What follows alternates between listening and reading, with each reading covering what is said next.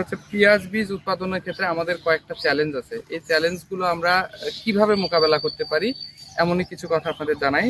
যে আমরা এই যে পেঁয়াজের বীজ উৎপাদনকারী যে জমিটাতে দাঁড়িয়ে আছি, এখানে যে পেঁয়াজের ফুলগুলো রয়েছে, এই ফুলগুলোর একটা বিশেষত্ব হচ্ছে যে এরা কিন্তু একবারই ফোটে না, এক একটা ফুল এক এক সময় ফোটে। ফুলের পরাগায়নগুলো মৌমাছির মাধ্যমে হয়ে থাকে, কিন্তু দেখা যাচ্ছে যে এখন মৌমাছির সংখ্যা অনেক কম হয়। আর পেঁয়াজের ক্ষেত্রে আরেকটা বিষয় হচ্ছে যে যদি পরাগায়নটা ঠিক মতো না হয় তাহলে আমরা কাঙ্ক্ষিত আমাদের যে বীজ এটা পাবো না। এই জন্য আমাদের ব্যতিক্রম চিন্তা করতে হবে। অল্টারনেটিভ ওয়ে হিসাবে আমরা হ্যান্ড পলিনেশন বা হাত পরাগায়ন করে দেবো, এবং এই হাত পরাগায়নটা টানা বেশ কিছুদিন 10 থেকে 15 দিন আমাদের করতে হবে, যতদিন পর্যন্ত এই ফুল ফোটাগুলো সম্পূর্ণ না হয়। কারণ এক এক সময় এক একটা ফুল ফোটে। আমরা হাত পরাগায়নটা করব কিভাবে? জাস্ট কিছুই না, এখানে এই যে যে ফুলগুলো ফুটে গেছে, যে আমার সামনে অনেকগুলো আমরা ফুল দেখছি, যেমন একটু এদিকে যদি দেখান, যে এই ফুলটা কিন্তু এখনো ফোটেনি। তার মানে এটাকে হাত পরাগায়ন করার জন্য আমাদের আরো কিছুদিন অপেক্ষা করতে হবে এইগুলোতে।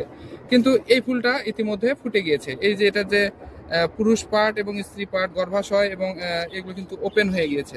তার মানে এটা এখন হাত পরাগায়ন করার সময় হয়েছে। জাস্ট হাত দিয়ে আলতো করে আমরা এইভাবে ছুঁয়ে দেবো। তারপর এই যে এই ফুলটাও কিন্তু ওপেন হয়ে গেছে, এখানে আমরা আলতো করে হাত দিয়ে ছুঁয়ে দেব।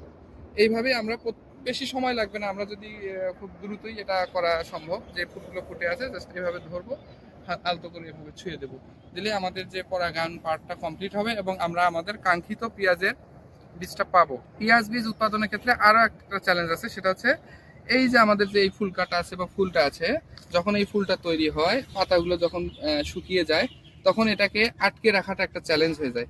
এই জন্য দেখেন এই জমিটাতে কিন্তু আমরা এই আমাদের পরামর্শে কৃষককে এটা দিয়ে দিয়েছি যে একটা দড়ি বা সুতা দিয়ে আমরা এটাকে সাপোর্ট হিসেবে সেট করেছি। পুরো জমিটাতে কিন্তু এইভাবে সাপোর্ট হিসেবে সুতা দেওয়া রয়েছে।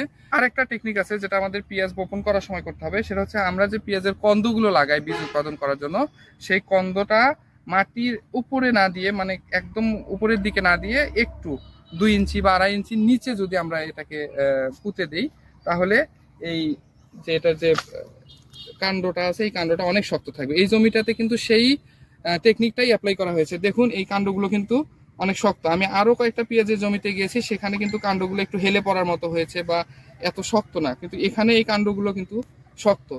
এটা হওয়ার কারণ হচ্ছে পেঁয়াজের যে কন্দটা, এটা লাগানোর সময় একটু নিচে লাগানো হয়েছে, যাতে এই সাপোর্টটা শক্তিশালী হয়, এই কাণ্ডটা যাতে শক্তিশালী হয়। এটাই মূলত আমাদের পেঁয়াজ বীজ। আমাদের জানি যে সরকার পেঁয়াজের বীজের উপর নির্ভরশীলতা কমানোর জন্য সারা দেশব্যাপী প্রণোদনার আওতায় এরকম অনেক প্লটে অনেক কৃষকদের মাধ্যমে পেঁয়াজের বীজ উৎপাদন করা হচ্ছে, যাতে আমরা আমাদের যে নিজের পেঁয়াজের বীজের চাহিদাটা যাতে আমরা পূরণ করতে পারি। আশা করি আমি এখন যে পেঁয়াজের বীজের প্লটটাতে দাঁড়িয়ে আছি, এখান থেকে ইনশাল্লাহ আমরা ভালো একটা পেঁয়াজের বীজ সংগ্রহ করতে পারবো, কারণ এখানে প্রত্যেকটা পেঁয়াজের ফুলেই হাত পরাগায়ন করা হয়েছে। ধন্যবাদ।